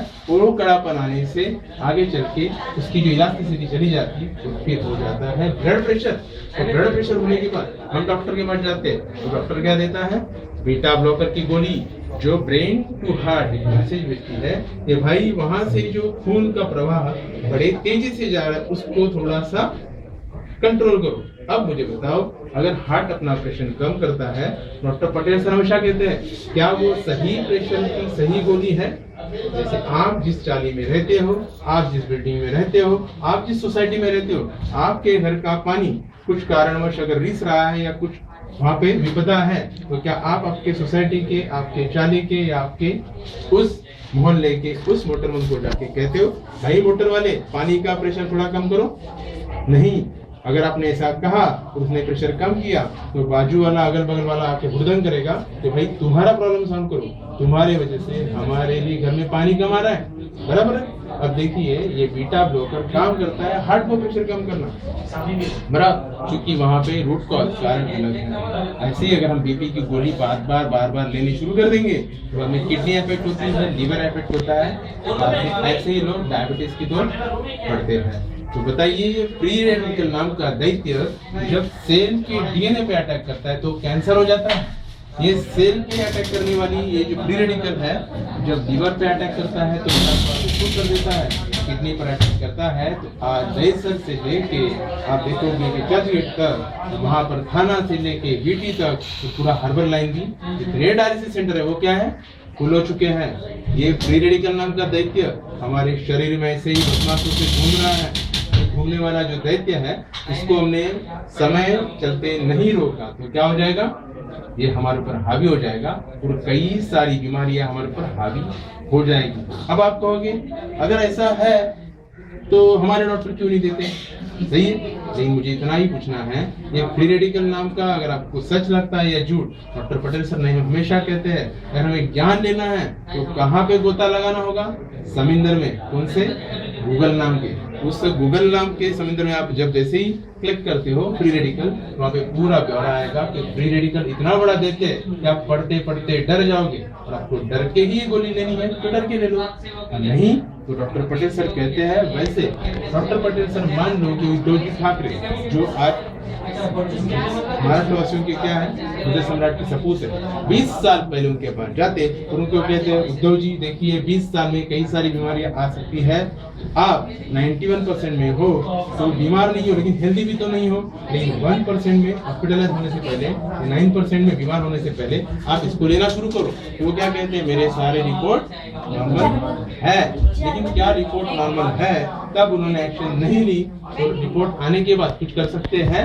डॉक्टर पटेल सर हमेशा कहते हैं कि रिपोर्ट जो है वो हमारे 6 महीने पहले जो भी आ रहे हैं उसमें अगर हमने ध्यान नहीं दिया तो 6 महीने बाद जब बीमारी आती है तब रिपोर्ट आते हैं, लेकिन 6 महीने पहले वो क्या करता है, हमें मैसेज देके जाता है, हम कहते हैं रिपोर्ट नॉर्मल है।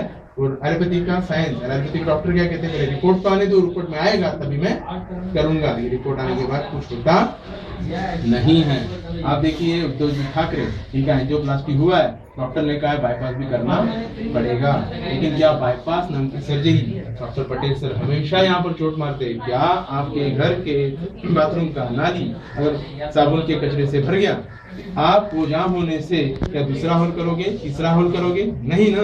तो क्या बाईपास जहाँ पर किया है वहाँ पे दूसरा ब्लॉकेज नहीं होगा, तीसरा ब्लॉकेज नहीं होगा?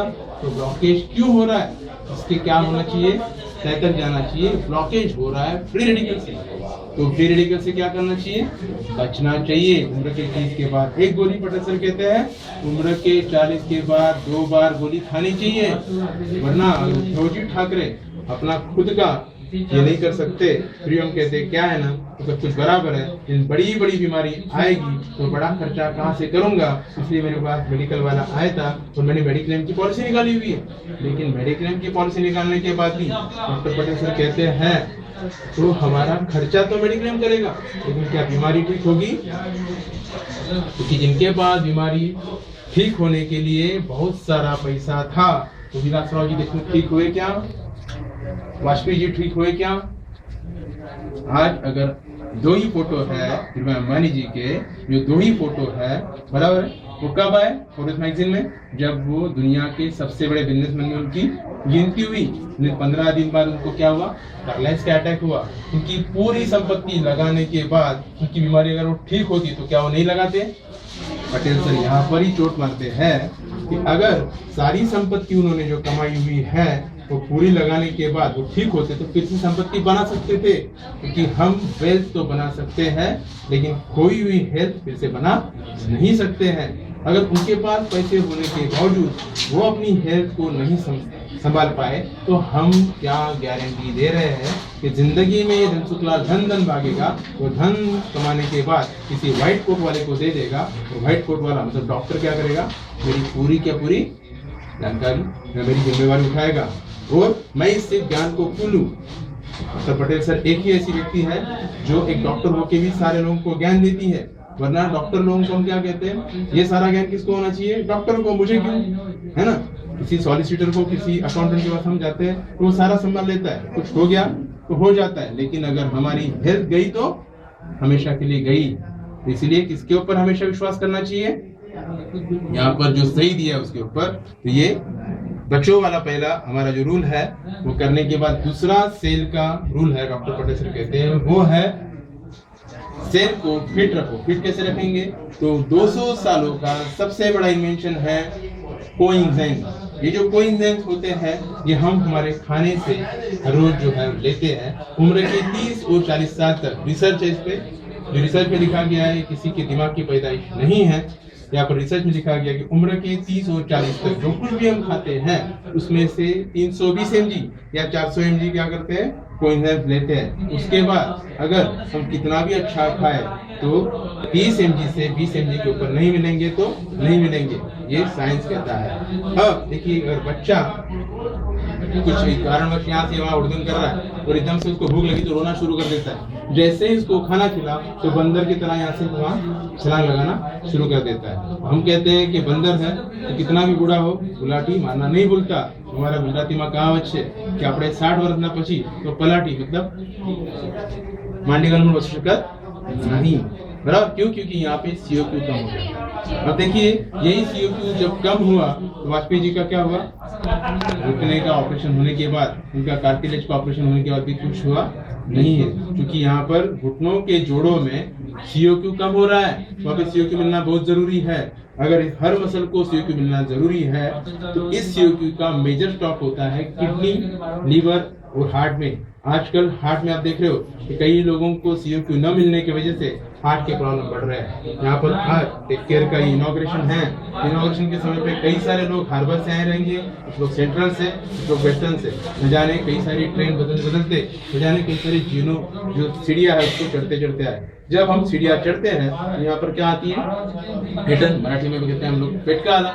यहाँ पे पेट का आला तो ठीक है, लेकिन यहाँ पे झटका है तो क्यों होता है? ये CO2 नहीं मिल रहा है। और ये CO2 जो है ये जैसे कि साइंस में कहा है तो 30 साल तक मिलता है, उसके बाद में नहीं मिलता। इसीलिए जब जवानी में लड़के आते हैं तो घर में ठहरते नहीं, और रास्ते में भी कैसे चलते हैं? पटेल सर कहते हैं कि 2 फुट ऊपर चलते हैं। वो क्या सोचते हैं कि मेरे से जो बड़ा है उसको अकल चली गई है, क्योंकि छोटा उसको अकल आई नहीं। दुनिया का सबसे बड़ा मही ज्ञानी इसी को कहते हैं जवानी। ऐसे नहीं है, उम्र के 30 के बाद वो लैंड करता है जमीन के ऊपर। मतलब हम कहते ठंडा हो गया, नहीं, उसको CO2 का मेजर स्टॉक मिला था और जब मिल रहा था तो एकदम उछल कूद रहा था। जैसे ही मिलना कम हुआ तो जमीन पे आ गया। अगर हम गारंटी देते हैं कि मेजर स्टॉक मेरे पास है तो मुझे कुछ होने वाला नहीं।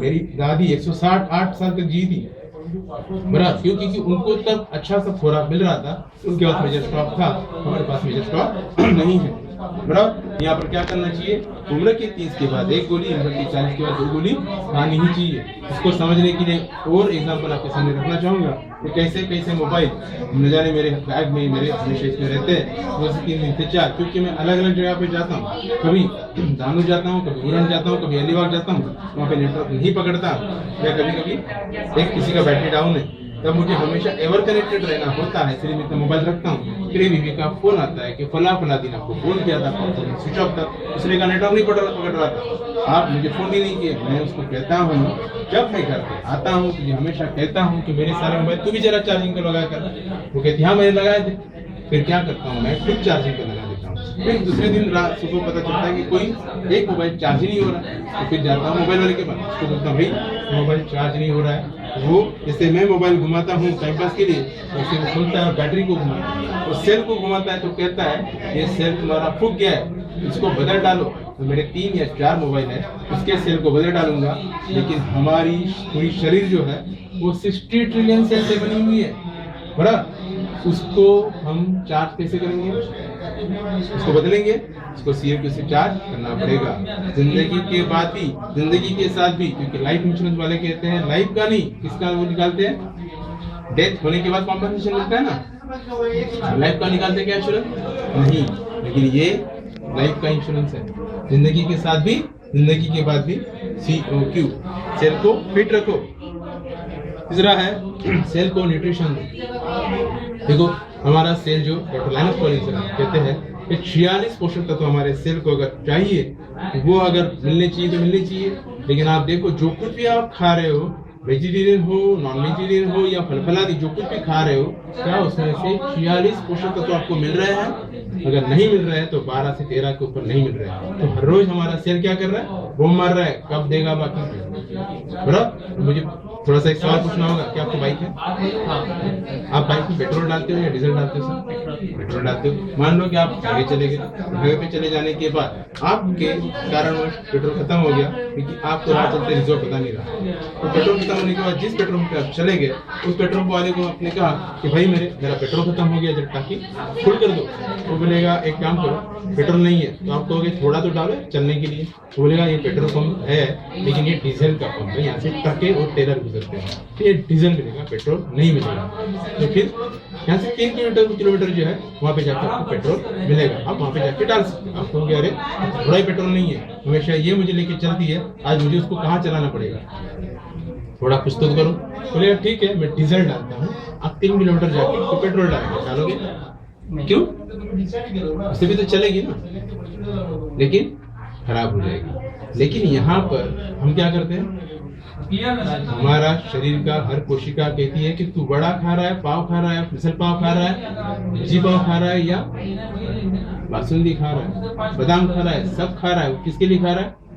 इसके लिए खा रहा है। वो तो खाने के बाद गाना चालू होता है, अच्छा है अच्छा है अच्छा है, लेकिन मेरा सेल गाना गाता है कब देगा 46 पोषक तत्व। उसको हम क्या करते हैं, रोज रॉकेट, डीजल, क्रूड ऑयल सब डालते हैं, फिर वो क्या करता है, वो परेशान हो जाता है। तो इसके लिए क्या करना चाहिए, जहाँ पर आवश्यकताएं जो है आविष्कार की जननी होती है, अमेरिका हमेशा आविष्कार के पीछे इतना ज्यादा प्रयासरत रहता है कि आपने देखा होगा कि अमेरिका अवकाश में भी जाके उससे आगे चंद्र पे उसके कदम फहराना चाहता है। तब उनको पता चला कि अवकाश यात्री अवकाश में जब जाएंगे तो अवकाश में वो खाएंगे क्या, क्यों? क्योंकि वहाँ पर जो यान है, वहाँ के जो रोबोट्स है, वहाँ के जो कंप्यूटर, उसको चार्ज किया जाएगा। यानी इंसानी कल्प ऊर्जा जो है उसको चार्ज करने के लिए क्या करना होगा, खाना तो खाना होगा। लेकिन क्या उधर खाना खाने के बाद पचेगा? क्योंकि ऐसा नियम है, गुरुत्वाकर्षण ये पृथ्वी के ऊपर जो देन है, यही गुरुत्वाकर्षण जो है प्राणी का खान पान जो है उसका मेटाबॉलिज्म ठीक रख के क्या करता है, पचाने का काम करता है। लेकिन यहाँ पर गुरुत्वाकर्षण ही नहीं है, वहाँ पे कैसे पचेगा? क्योंकि सुनीता विलियम्स कभी उल्टी कभी सुल्टी लटक के दुनिया के साथ कभी की बातें करती थी। वही हमारी बच्ची कुछ खाना खाने के बाद अगर उल्टा लटक जाती है तो हम क्या कहते हैं, बेटा अभी तो खाना खाया था, अभी उल्टा मत लटक, उल्टी हो जाएगी, है कि नहीं? अब बताइए फिर वहाँ पे क्या खाना खाया जाएगा। तभी कोरिया में एक रिसर्च चल रहा था, एक बहुत बड़ा डॉक्टर है तो पूरा साइंटिस्ट रिसर्च कर रहा था कि इस समुद्र के बड़े महासागर में गहराई में कछुआ नाम की एक प्रजाति है, वो कछुए की प्रजाति 600 साल से 300 साल तक जीती है। उम्र के 75वें साल बच्चों को पैदा करती है, तब हम कहाँ जाते हैं, ढूंढने से भी नहीं मिलते। लेकिन वो 600 साल जीते हैं तो खाते क्या है? खाते क्या है? तो स्पिरुलिना नाम की एक ऐसी वनस्पति जो 200 खरब साल से पहले भूतल के ऊपर भी थी, डायनासोर के साथ प्रलय में चली गई, लेकिन समुद्र के गहराई में 26 किलोमीटर नीचे पाई जाती है। जब पता चला कि स्पिरुलिना में 120 से भी ज्यादा क्या है, इसेंशियल न्यूट्रिशन है, जो हमारे शरीर के लिए अल्कलाइन फूड, एसिडिक फूड नहीं, अल्कलाइन फूड के तौर पे बहुत अच्छा काम करते हैं। और कछुआ जी सकता है तो हमारा भी जीवन यापन 120 साल के लिए अगर बना हुआ है तो हम भी जी सकते हैं, क्योंकि ये हमारे बच्चों को अगर दिया जाए, क्योंकि हार्ड जो हड्डियों का ढांचा है इतना मजबूत हो जाएगा, उनको अगर जिंदगी में दिया जाए तो इतनी अच्छी जिंदगी वो जी पाएंगे कि आगे चल के अच्छा जीवन जी लेंगे। लेकिन हम क्या करते हैं, फिर भी इसको ज्यादा ध्यान नहीं देते। लेकिन ये न्यूट्रिशनली जब अवेयरनेस आया, तो हिंदुस्तान छोड़िए बाकी सारे देशों को पता चला, तो स्पिरुलिना नाम की कई सारी लोग लेके आ गए। वो सारी ग्रीन अलगी है, वो सारी ग्रीन अलगी है। अगर हम जिस देहातों में रहते हैं वहाँ के पीछे के जाके तालाब में उठा लेंगे, वो वाला शैवाल नहीं, ये समुद्र के गहराई में मिलता है। तो ये है ब्लू अलगे, और इसका हमारा जो है वो स्पेशल आज नासा के सेटअप है, सुनीता विलियम्स भी इसी को खाती है। तो ये है सही मात्रा में स्पिरुलिना, जिसको ब्लू अलगे कहते हैं। अगर इसका टेस्ट करना है तो पानी के कांच के ग्लास में डालो, इसको अगर डालोगे तो ये वही के वही रह जाएगा, थोड़ी देर में कैसा ग्रीनिश ब्लू उसको शेड आएगा। लेकिन अगर आप मार्केट की स्पिरुलिना लेते हो, उसको पानी के साथ मिलाते हो, तो पूरा हरे कलर का पानी देगा। बैटरी गई, बैटरी ऐसे ही अपने वक्त में कहा कि सेल का तीसरा रूप है सेल को न्यूट्रिशन दो, वैसे ही चौथा रूप सबसे ज्यादा मायने रखता है कि सेल को जो है डिटॉक्सिफिकेशन, मतलब उसकी सर्विसिंग करो। अगर बाइक है तो आप उसकी सर्विसिंग करते हो, जैसे नई लाई है तो मैनुअल में लिखा रहता है कि इतने किलोमीटर के ऊपर या इतने दिन में इसकी करनी है तो करनी है। तो हम वारंटी और गारंटी में वो करते हैं, नहीं तो फिर वारंटी गारंटी मिलती नहीं है। लेकिन उसके बाद हम मैकेनिक के ऊपर पूरा निर्भर रहते हैं। मैकेनिक कहता है चलाओ तब चलेगा, जब पूरा ज्यादा बड़ा काम निकलेगा तब मेरे लिए फायदा है, तेरे लिए फायदा है ना। ऐसे हम उसकी सर्विसिंग कब नहीं करते। लेकिन हम इस इंसानी देह के बारे में कहा जाए तो वहाँ पे बदल सकते हैं, यहाँ बदल सकते हैं क्या?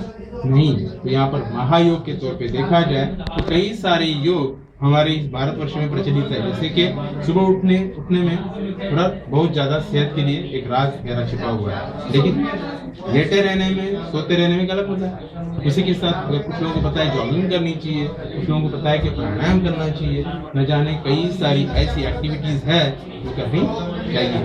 डॉक्टर पटेल सर कहते हैं हमेशा, आप भी देखते हो जब भी उनको सुनते हो तो कितने ज्ञानी है, बचपन से ही ज्ञानी थे। लेकिन वो हमेशा जिंदगी में किसी को ढूंढ रहे थे, ऐसे एक आदमी को जो ये बताए कि सारा प्राणायाम कैसे किया जाता है, या योगा कैसे किया जाता है, जॉगिंग कैसे की जाती है, वर्जिश कैसे की जाती है, न जाने और क्या क्या किया जाता है। लेकिन क्या किया जाता है, वो करे और लाभ किसको हो, हर कोई ये चाहता है तो कोई और करे लाभ मुझे, ऐसे होता नहीं है। इसीलिए हमें क्या करना चाहिए, हमारी बॉडी की भी सर्विसिंग करनी चाहिए। कैसे?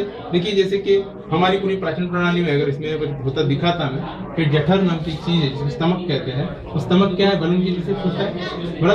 लेकिन जब भी पेट्रोल के दाम बढ़ते हैं तो हम पेट्रोल पे लाइन लगाते हैं और पेट्रोल वाले को क्या कहते हैं, भाई टाकी फुल कर दो, है ना। लेकिन शादी में जाते हैं तब हम क्या करते हैं, डबल कर दो। जहाँ पे घर पे 2 गुलाब जामुन खाते हैं वही शादी में 10 खा लेते हैं।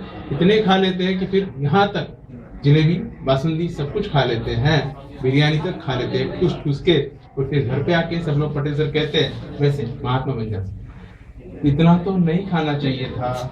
और ऐसी गलती दोबारा गलती, और ये गलतियों का सिलसिला जारी रहता है और जिंदगी में फिर आगे बीमारियां बढ़ती चली जाती है। लेकिन आपको बता दूं मैं कि ये महायोग करना बहुत जरूरी है। इसलिए कुछ लोग, आज संडे है तो कल सैटरडे था, कुछ लोगों ने सैटरडे को चूरन चटनी दी है क्योंकि पेट बराबर साफ नहीं होता। नहीं, चूरन और चटनी खाने वाला जैसे ही सामने से आता है हम उसको तपाक से सवाल करते हैं, क्या भाई तेरा एकदम चोटा उतरा हुआ है, क्या चूरन लिया क्या तूने, है ना। क्योंकि वो एकदम से मुरझा हुआ चेहरा, क्यों, वो जब भी चूरन लेता है तो पोषक तत्व तो बाहर चले जाते हैं, बराबर। लेकिन ये हमारा जो डिटॉक्सिफिकेशन का जो प्रोडक्ट है टॉक्सिन पर ये कोई रेचक का मतलब परगेटिव का या लैक्सेटिव का काम नहीं करता, वो सिर्फ टॉक्सिन जो हमारे इंटेस्टाइनल मतलब आंतों के अंदर चिपके हुए हैं उसको निकाल कर देता है। अब यहाँ पर बताइए कि जो बाबा रामदेव है वो भी बहुत ज्यादा प्रचलित है, सुबह सुबह आते लोगों को प्राणायाम सिखाते हैं। वो संसारी है या सन्यासी है?